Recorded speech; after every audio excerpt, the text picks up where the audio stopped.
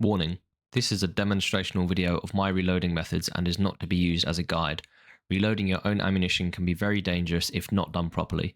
Ensure you are completely understanding of the relevant laws regarding this topic. Please refer to a loading manual for published and tested load data. Do so at your own risk. So this is a rifle case, a 6.5 Creedmoor. This is the neck. This is the shoulder. This is the body. The primer pocket is empty at the moment, but it's the hole in the bottom, and then the flash hole is the actual hole that goes through the case. So one of the things I do when I start reloading is I grab one of these cards I made in Excel. Super simple thing. I use these to keep track of my reloading because I don't always do it at the same time.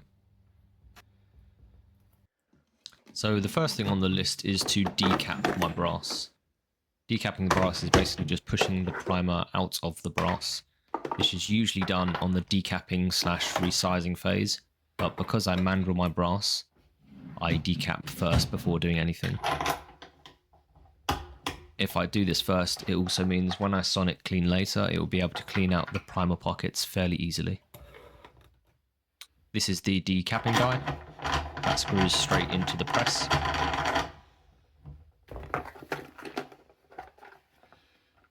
And this is the shell holder that goes on top of the ram to hold the shell in place.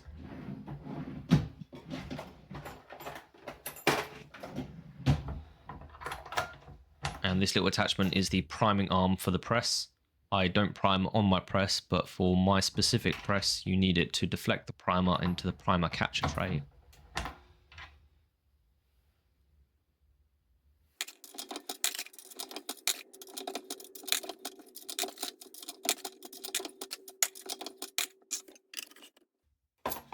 And just moving in a little bit closer, here you can see the primer coming out of the left-hand side of the ram and going into the primer catcher tray to the left of it.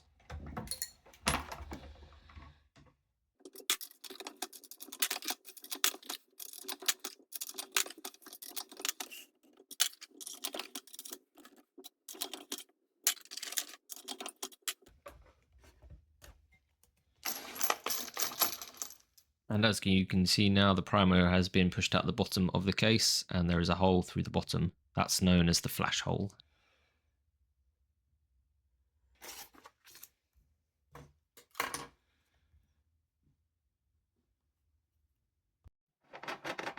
When I'm doing anything reloading related, after I've done a stage or I've decapped or I've done anything, I try and tidy away all the bits I'm not using to keep a clean and tidy workbench.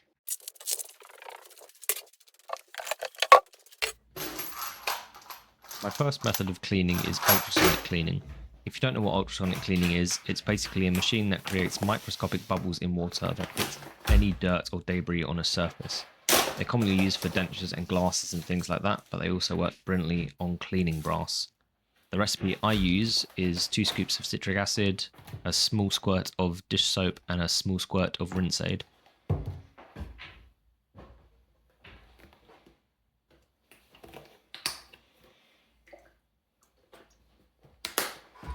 Fill the Sonic up with warm water, give it a bit of a mix around to mix everything in, and then I set it on for 2 cycles of 10 minutes.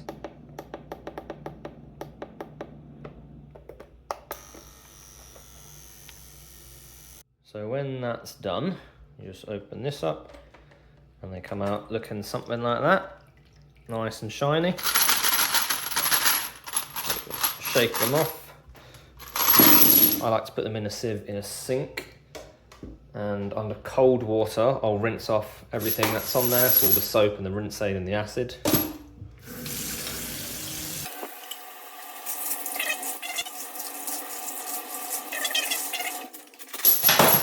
Don't drop them. And when that's done, they should come out looking something like this. Nice and shiny. The inside's shiny, but you can't quite see it. Most importantly, the flash holes and the primer pockets are nice and clean. Have a quick dry in a tea towel without dropping them.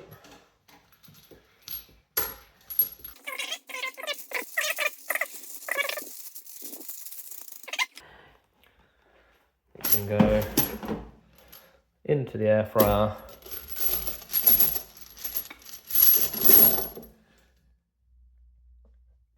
For some drying.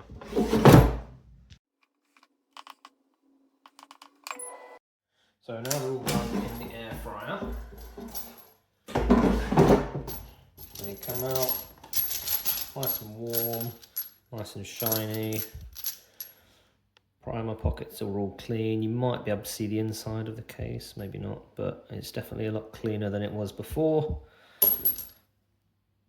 Nice and clean, nice and dry.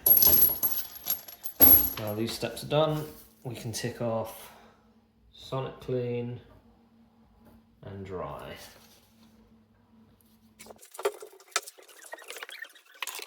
So one thing I didn't really explain earlier when I was doing it is why I decap before cleaning. One of the reasons is that so when I'm cleaning the brass I can get right inside the primer pockets and make them all nice and clean. But more importantly is because I mandrel my brass. So usually in a sizing die, so that's the sizing die, usually there'll be something like this inside it. So that will sit in there like that, and you can see the pin poking out the bottom. Usually when you resize the brass, you'll push the brass up through here, the die will size the outside of it, and then this bit will one, poke out the primer, and two, it will expand the case neck.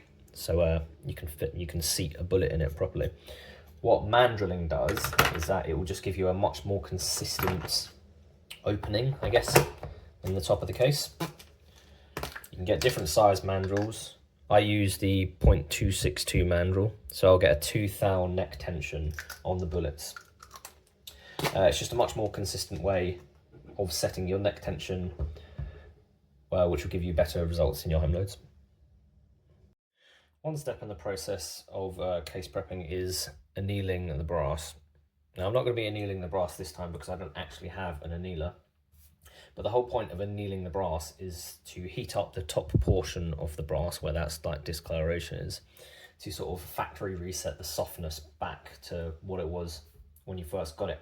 Because when you're shooting and resizing brass, you're flexing it and moving it and expanding and contracting the brass, which is work hardens the brass, and over time that can make the brass more brittle, which can lead to cracks in the case neck and a whole host of other issues. So annealing will extend, not only will it extend your brass life, but it will also give you more consistency in your home loads. So the next thing we're going to be doing is, like on the list, we're going to be resizing, but before we resize, we need to lube the cases so they don't get stuck in the dies. So I'm going to get out my homemade lube, which is a mixture of alcohol and lanolin. I use a 1:10 combination, which is very common, and I'll need my dies.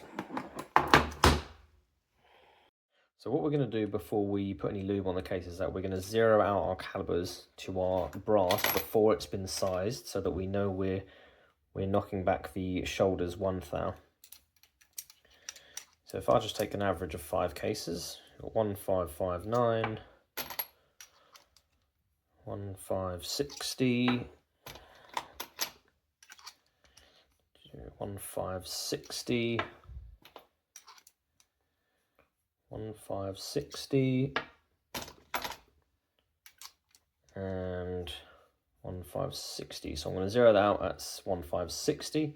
So we know when we size this bit of brass, it should bump the shot. We want to bump it back 1 to 2 thou. And we bump it back 1 to 2 thou, so we get a smoother chambering of the round in the chamber, and it also avoids unnecessary expansion in the chamber, which leads to higher SDs and ESs. So for lubing, like I said I use a homemade brew of lanolin and alcohol. It's a 1:10 mixture, so there's 300 grams of 99% isopropyl alcohol and 30 grams of lanolin. Best and most consistent way I've found of doing it is to put all the cases in a bag, zip-lock bag, give 2 or 3 squirts of that. Do that up most of the way. Squeeze the air out, and do that the rest of the way, and then just give it a good good and mix up like this.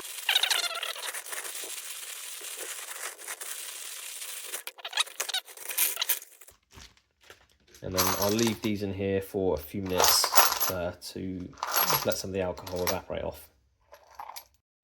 So the next thing on the list I'm going to be doing, as you can see, is that I'm going to be resizing my brass. Now this brass that I'm sizing at the moment wasn't shot in my gun, so my resizing die might not be set up in a way that it's going to bump it back 1 to 2 thou like my other stuff is, because mine's set up for my brass in my chamber. So what I'm going to do is I'm just going to screw the die in, and I'm going to size one bit of brass and see where it comes out.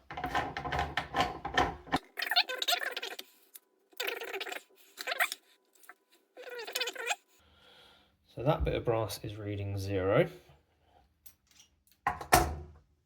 So like I said, we're looking for a -1 or -2 thou bump.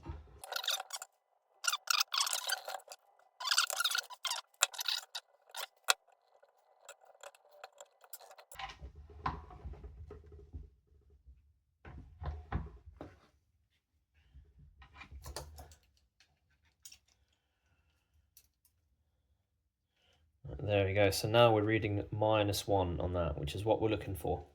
So that bit of brass, you're not going to be able to see it, but this bit of brass is now, the shoulders on this bit of brass have been bumped back 1/1000th of an inch. You might be able to see the difference between here. On this bit of brass, it's a lot sort of sharper and the angles are more defined, whereas the one on this one, where the neck of the case meets the shoulder is a little bit blown out. It does. So we're going to run through the rest of them. I'll measure the first few. Hopefully they all come out at -1 or -2. And if they do, I'll just run through the rest of them. There you go. So that one's come out at -2.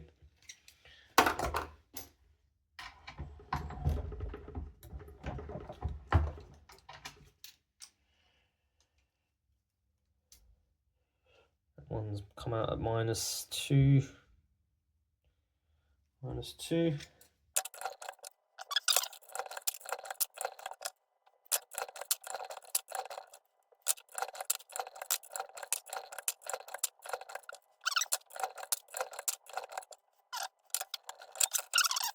So all of this brass has now been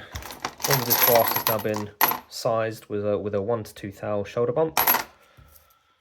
So we can now tick this off. So I touched on this step a little bit earlier. The next step in the list is to mandrel.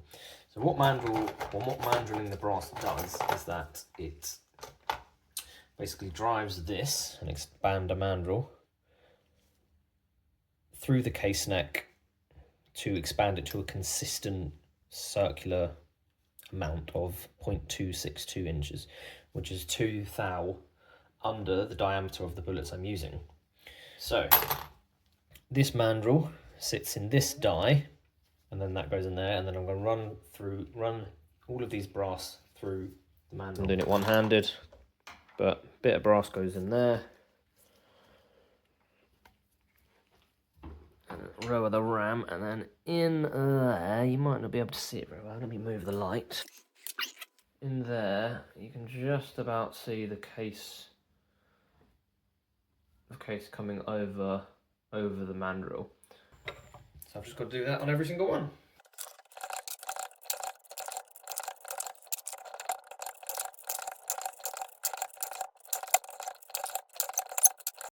So all of this brass has now been mandrelled, so the neck tension on all of them is set to 2 thou underneath the diameter of the bullet. So we can tick this step off. So when it comes to trimming, there are lots of different trimmers on the market. You've got the Lee Quick Trim that uses a die and a drill to trim with the ram all the way up. You've got anvil trimmers where you place it on and there's like a little hand crank. There are electric trimmers that you can just drag it on like that, or there are drill attachment trimmers. I use a drill attachment trimmer, and it's made by a company called Decapping Engineering, and it just uses a small little collet which attaches into it. how this trimmer works is that there's basically an angled part inside there that sits on the shoulder of the case. So the SRT stands for the shoulder of reference trimmer. So it takes a reference off of the trimmer, off the case, sorry. So when that's in the drill, all you've got to do is get it spinning up, push that in there, and you might be able to see it in there. It basically just trims off, well, it trims off whatever you've measured to.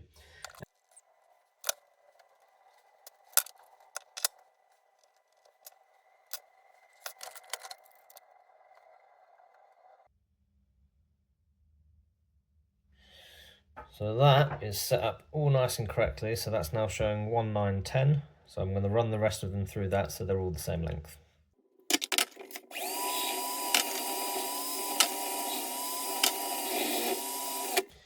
What I do is that every so often I will measure one, measure them again just to sort of double check that I'm in spec.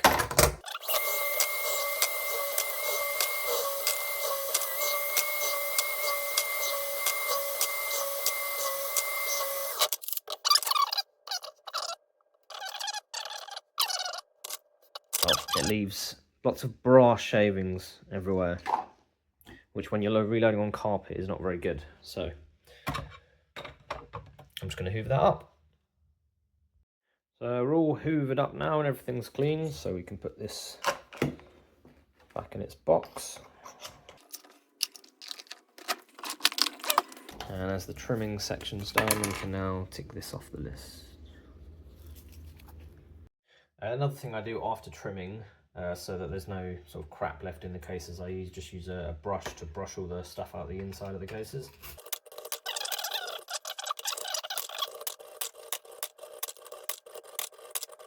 The penultimate thing I'm going to be doing before my brass prep is done is chamfering and deburring the case neck. And what that basically does is that after trimming, you can see it's got quite a, you might not be able to see it very well, it's got quite a flat, aggressive edge on there. So what chamfering does is that it puts a slight bevel on the inside of the case neck, and then when you deburr it, it just basically flattens out to make sure there's no sharp edges on the outside. That helps when you're seating the bullets. Now, the tools I have to do said thing are these two handheld tools.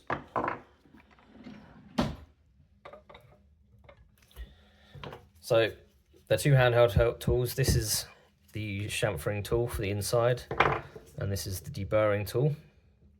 What I usually do is I usually take the heads off of these and put these in the drill, so it's a lot easier. Or it's a lot quicker even, but what I'll do is I'll show maybe 5 cases using the handheld tools, and then I'll swap over to this. And so you just want to put the tool in the end, give it a few turns, and then you'll be able to see if it focuses. There you go, there's a slight edge. There's a slight edge on the neck of the case, on the inside, which is the shiny bit. So I'm just going to do that to 5.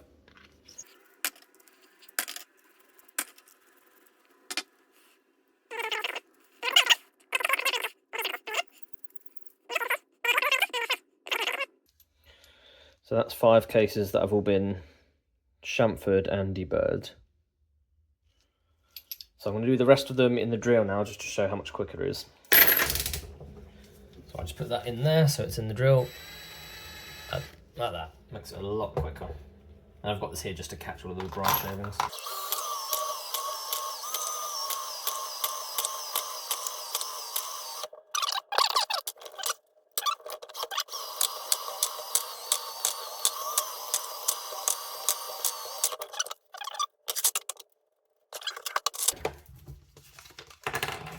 Now the chamfering and deburring's done.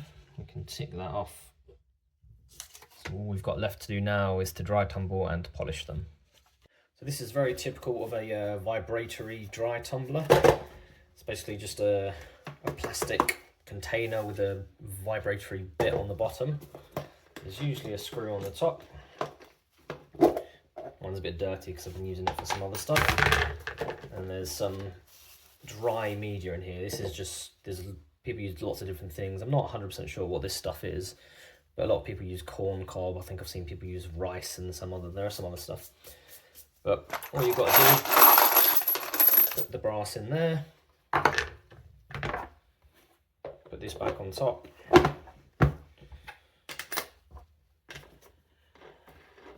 Screw it down. This one's got an O-ring around the top, so you've got to make sure it's all the way done up, otherwise it will rattle. And then plug it in.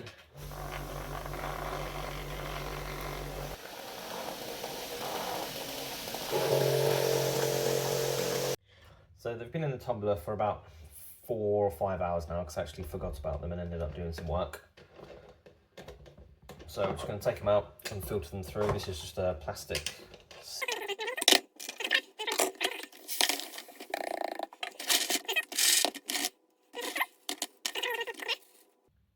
As you can see, these are now all lovely and polished and shiny, and hopefully you can still see that nice chamfer and deburr on the outside of the cases. Yeah, these are now all ready to be loaded up with primers and powders and bullets. So I'm just going to poke all of the bits of media that are stuck in the bottom of the primer pockets, and they'll be ready to go.